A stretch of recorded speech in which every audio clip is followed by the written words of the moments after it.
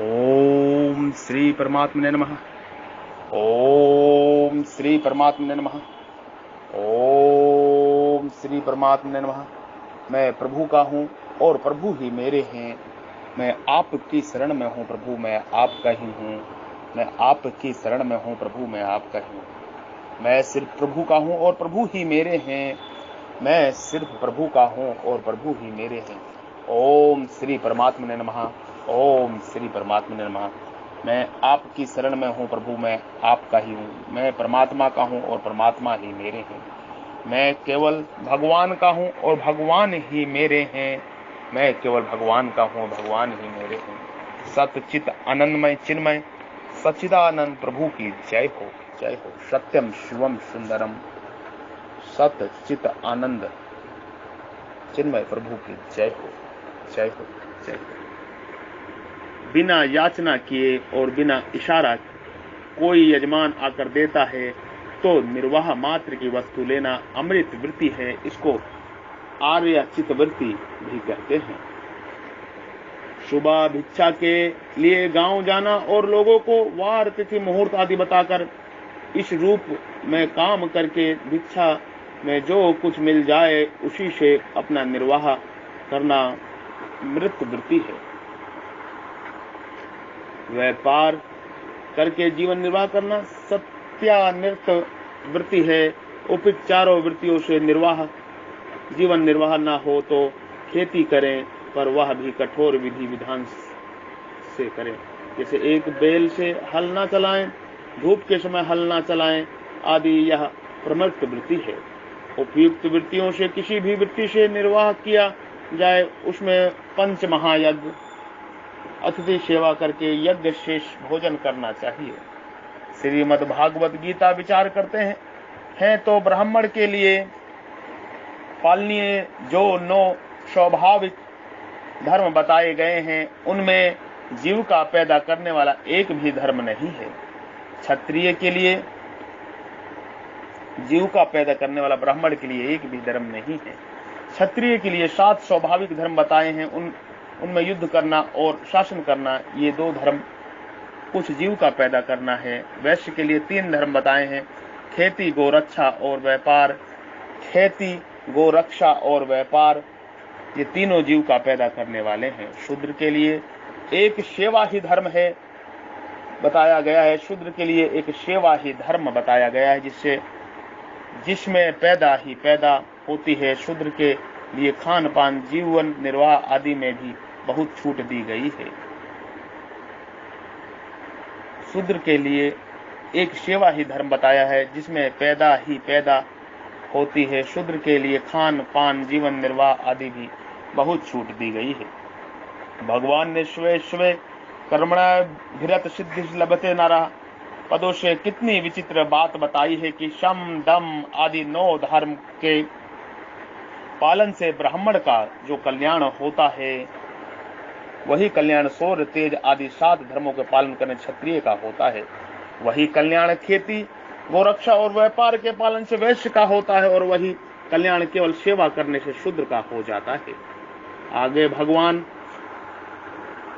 भगवान एक विलक्षण बात बताई है कि ब्राह्मण क्षत्रिय वैश्य और शूद्र अपने अपने वर्णोचित कर्मों के द्वारा उस परमात्मा का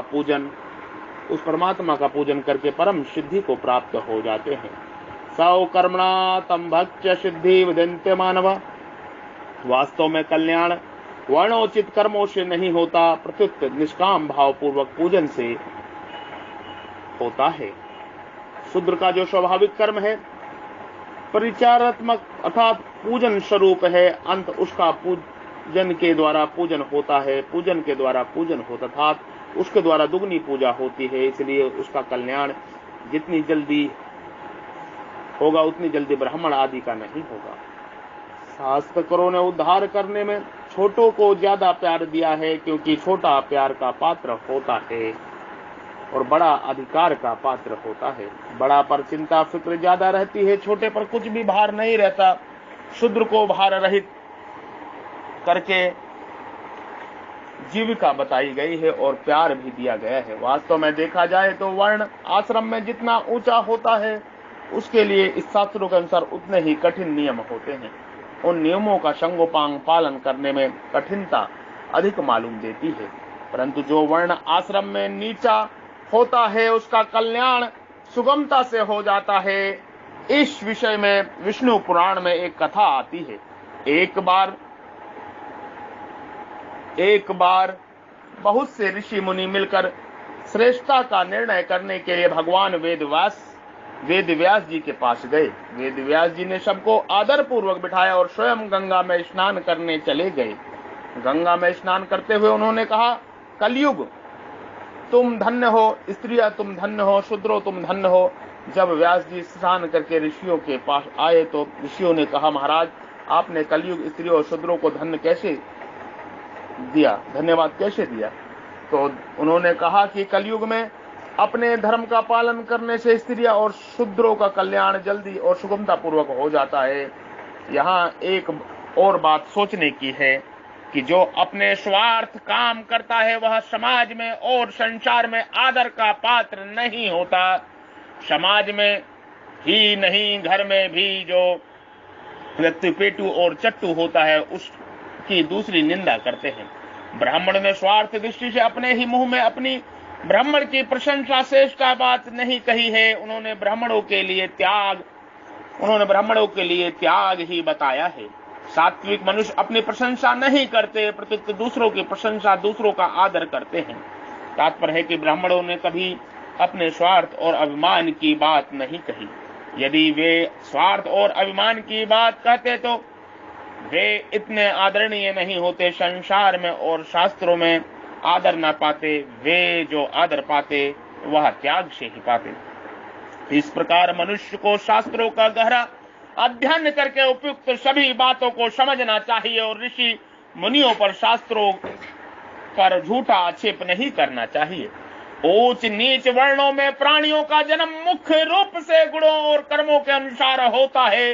चतुर्णय मया श्रेष्ठ गुण कर्म विभागशः, परंतु श्रण नुबुंध शाप वरदान संग और किसी कारण विशेष भी उच्च नीच वर्णों में जन्म हो जाता है। उन वर्णों में जन्म होने पर भी वे अपने पूर्व भाव के अनुसार ही आचरण करते हैं। यही कारण है कि ऊंचे वर्ण में उत्पन्न होने पर भी उनके नीच आचरण देखे जाते हैं। जैसे धुंधकिरी आदि और नीच वर्णों में उत्पन्न होने पर भी वे महापुरुष होते हैं, जैसे विदुर, कबीर, रैदास आदि।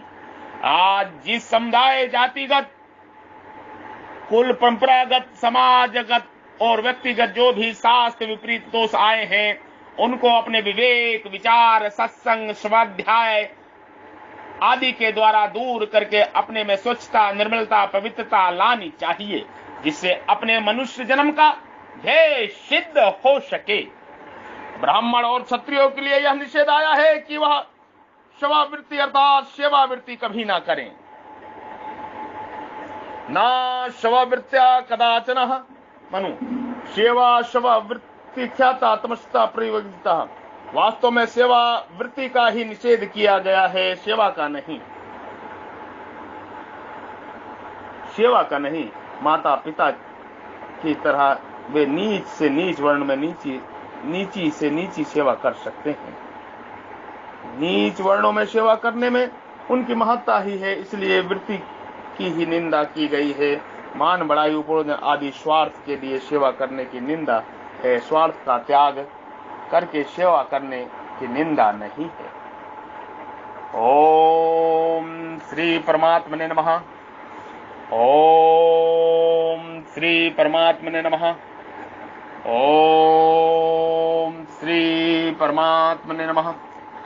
मैं प्रभु का हूँ और प्रभु ही मेरे हैं। मैं आपकी शरण में हूँ प्रभु, मैं आपका ही हूँ। जय श्री राम।